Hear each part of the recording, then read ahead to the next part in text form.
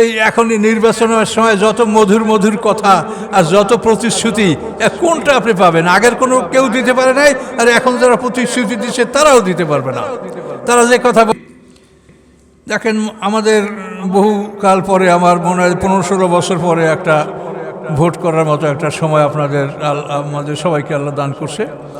তো এখানে আমরা যে কথাগুলি মানে বলা খুব জরুরি, যে সরকারিভাবেও সমস্ত ইমাম, তারপরে মাদ্রাসার শিক্ষক, এভাবে সবাইকে ইসলামী ফাউন্ডেশন থেকে একটা নির্দেশ দেওয়া হয়েছে যে এই যে আপনাদের সামনে নির্বাচনে আসে, এখানে হা এবং না, এইটা সম্বন্ধে বুঝিয়ে বলতে বলা হয়েছে। হামাকরায় কেউ দাঁড়ায় নাই যে এটা হায়ের পক্ষে আপনি ভোট দিলে সে পাশ এমপি হয়ে যাবে, এটা মনে করবেন না। হামাকরায় কেউ দাঁড়ায় নাই আর নামাকরায় কেউ দাঁড়ায় নাই, এটা হলো একটা জাতিগত ইস্যু।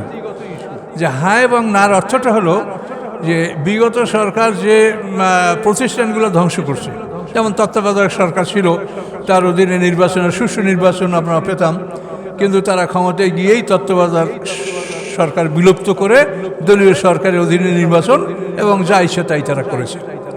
এখন এগুলা সংস্কার করা আপনারা চান কিনা? এই ধরনের কেন ব্যাংক লুট হয়? এর আগে এরকম ব্যাংক লুট হয়েছে?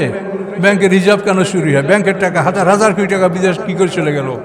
এখানে তারা কিছু আইন কানুনের ফাঁকফোকর আছে, এবং এইভাবে প্রত্যেকটা প্রতিষ্ঠানকে তারা দলীয়করণ করেছে। এখন এইটা আপনারা সংস্কার চান কিনা? এইটা সংস্কার যদি চান, তা এটা তো সবার ব্যাপার, তাহলে আপনারা হ্যাঁ বলবেন যে না, আমরা এই ভুলগুলি যেগুলি ধ্বংস করা হয়েছে সেটা সংস্কার চাই। এই হার মানে হলো এইটা। আর না মানে আমরা সংস্কার চাই না, আগে যা আছে তাই, তাহলে তো আপনি না, তাহলে আগে যা ছিল তাই হবে। ক্ষমতায় যারা যাবে তারা যতই এই এখনই নির্বাচনের সময় যত মধুর মধুর কথা আর যত প্রতিশ্রুতি, কোনটা আপনি পাবেন? আগের কোনো কেউ দিতে পারে নাই, আর এখন যারা প্রতিশ্রুতি দিচ্ছে তারাও দিতে পারবে না। তারা যে কথা বলে, তো আমরা একটু জ্ঞানী লোকেরাই বলে যে আমাদের অর্থনৈতিক অবস্থাটা কি, আমাদের দেশের টাকা পয়সা বা আমাদের ব্যাংকের অবস্থাটা কি, অর্থনৈতিক অবস্থা জানেন, তাইতে আমরা আপনাকে এই দেবো, সেই দেবো, ওই দেবো, সব দেবো, মানে ভোট দেন। কিন্তু কী যে দিতে পারবো সেটা দেখা যাবে, হইয়া যাক, তারপর দেখতে পারবেন। কাজে ওদিকে আমাদের দরকার নাই, আপনাদের জ্ঞান আছে, ভোট আপনারা দিবেন।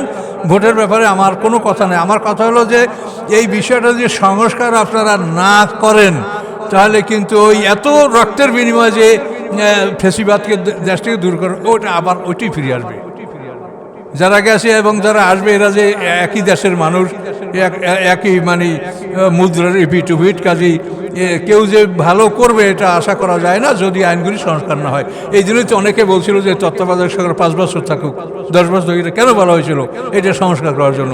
কিন্তু তাদেরকে সুস্থে থাকতে দেওয়া হচ্ছে না, কাজে এই জন্য তারা বা কেন দুর্নাম নিতে যাবে? তো এখন দুর্নাম না নিতে গেলে বিষয়টা যে একটা সমাধানে পুষতে পারে, এই জন্য তারা একটা হ্যাঁ এবং না ভোটের ব্যবস্থা করছে, যে আপনারা সংস্কার তো আমরা করতে পারলাম না, যেটুকু পার সেটুকু করছি, এখন সামনে যে সংস্কারগুলি বাকি আছে, এটা আপনারা যদি করতে চান, তাহলে আপনারা হ্যাঁ ভোট দেন। এই হার মানে হলো এইটা। এখন আপনাদের বিষয়, আপনাদের চিন্তা, যদি এটা আপনারা ভালো মনে করেন সেটা আপনারা করতে পারেন। মনে রাখবেন, হা মানে কারো পক্ষে প্রচার করা নয়, এটা গোটা জাতি, গোটা দেশের পক্ষে এই কথাটা বলা হয়েছে। এতটুকু কথা মানে আমাদেরকে বলার জন্য নির্দেশ দেওয়া হয়েছে, এই জন্য আমরা এটা বললাম। এবং আসলে এটা একটা কল্যাণকর বিষয়। আর আপনারা যারা জ্ঞানী, তারা এটা যারা বোঝে না তাদেরকে বুঝাবেন।